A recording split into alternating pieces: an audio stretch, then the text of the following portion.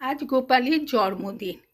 আজকে গোপালকে যে সাজিয়েছি না, ফুলের মালাটা, সাদা ফুলের মালাটা আমার গাছের ফুল দিয়ে আমি নিজের হাতে মালা করে, খুব আমার ইচ্ছে হলো গোপালকে নিজের হাতে মালা করে পরাই।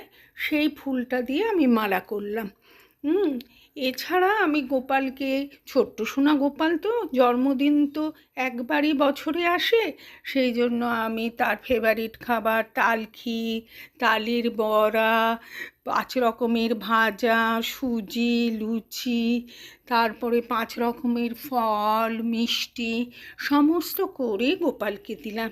এই যে আমার ছোট্ট গোপালকে দেখছো না, আমার মেয়ে যখন ছোট্ট ছিল, কালীঘাটে গেছি, মা তখন 2 বছর বয়স, তখন বায়না করলো যে মা আমি গোপাল কিনবো, গোপাল কিনবো। আমি বললাম না, এখন গোপাল কিনতে হবে না। আমি শাড়ির আঁচল ধরে